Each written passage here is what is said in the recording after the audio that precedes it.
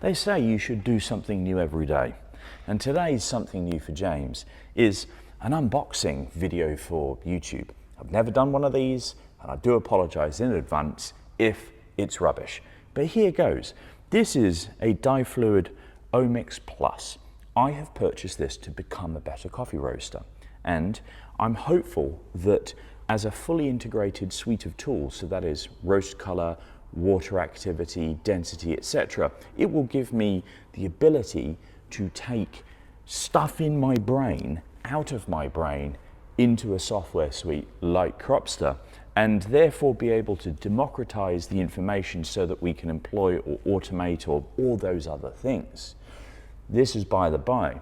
Today's notion is opening the box and seeing what's inside, and maybe I'll have a go at doing some of the calibration techniques, although there are some really good videos by DiFluid on YouTube that would be way better than my presentation. But here we are. So let's get the security tag off and see what's inside.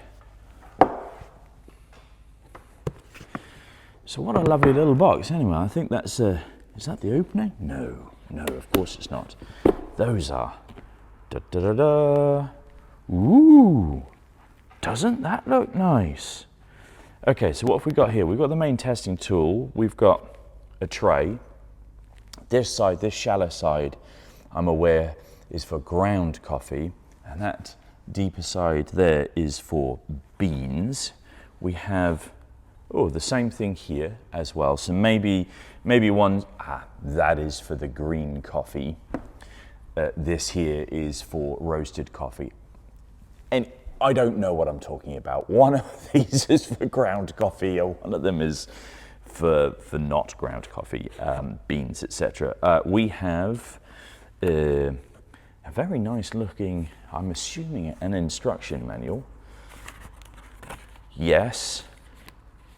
Stickers, tutorials, lovely. Okay, great, that will come in handy a little bit later on. We have a brush to clean the device. We have a scoop. Everybody loves a scoop. There's a scoop. And we have a measuring tool, and that is to groom the top of the samples. Let's get into the meat of everything. This here, wow, this here is the device, and that's where all the optical wizardry happens. And then we've got, I'm assuming that the base here, yeah, that's the base, and there's another part of the tool in here as well. That part there, this is actually what you're going to be using for the moisture green and analysis, etc. Okay, so that's that. Is there anything underneath? Yes, I think there is. Ooh. Oh, okay. So this here is, that's the tray. Can you hear that? They do that on the internet, don't they? They do that. That nail thing. I mean, irritating, isn't it? That's metal. That's really nice. Okay, this wasn't. Ooh, and even more. Okay, so USB-C charging cable. A little vial. Water. Okay, right. So that there will be for, one imagines, calibrating stuff. Anyway, oops, drop that. That's what's in the box. I should really try and turn it on and see what's what. Let's do that now. Let's see if there is any charge inside of this here. No. There is no charge. Okay. Oh no, there is. Pardon me. DiFluid. English. That's me. Confirm. Yes. Onto the sample base. Place the empty container onto the sample base of the main unit. So, I don't know whether you can see, but there is a little, I don't know, device of some description. There seems to be an opposing side there as well. One imagines that those two things should marry up, right? Let's do that. DiFluid. There is the logo, and the logo coincides. Oh, that's not right. Well look, please wait. Some stuff is happening on the screen. Please confirm if the empty container A has been placed inside. It has not. James, you don't listen, you don't do anything. So this here is the empty container A. It says A on the container. We're going to pop that in there. That glides in pretty nice. Let's drop that back on the top. Please confirm that the empty container. Okay, so now it's saying ready for what? It's testing something. I'm pressing some buttons, some things are happening. Right, so as this video is officially an unboxing, I'm not going to go through the calibration of this now because I've got to learn how to do the calibration. I'm going to rather put this back into its box and I'll describe why I've purchased this. Understanding why people do things is maybe a bit more important than what the things do. There's lots of people on the internet that do how-to videos on calibrate stuff and they're going to be way better at it than I am. But I can describe why I've purchased this particular device, not necessarily the specificity of the brand, because there are lots of different things that, or reasons you can buy one brand over another. But let's just put this away and have a little chat about why.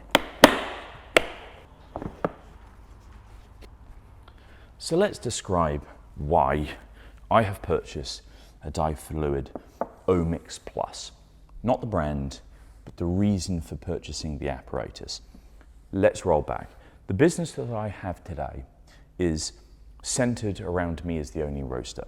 I have been roasting coffee for 17 years, and in that period of time, I have collected an awful lot of information that is stuck within my brain. So if and when I ever choose to employ somebody to roast alongside me as a production roaster, or if I'm going to be using the fully automated functionalities of the lowering, I need to somehow be able to take all of the information out of my head and put it somewhere that other people can review. On that basis, we can then spot trends that are specific to data rather than being just what James says. A lot of what happens within the business that I run is, well, James says that this happens and James says that that happens. And hopefully, more often than not, that information is true and correct, but it is not something that allows the business to scale. It's not to say that I want to scale my business, but I do want to be in a position whereby if I choose to do that, I can. So as a roastery, I must be able to quantify and qualify the data, to have the data in the first place, so that anybody coming in or any of the automations that are present in 2026 roasting facilities have democratized information. So there we are. That is the reason why I have purchased this particular device. And what does the device do for me? It will measure water activity. It will measure moisture content. Water activity will tell me how the coffee is behaving over time. Coffee being raw coffee, how that's behaving over time. The moisture content will tell me how much energy I may or may not need to put into the first few batches. When I take a new raw coffee, we may sample roast it to understand a little bit about how it's performing.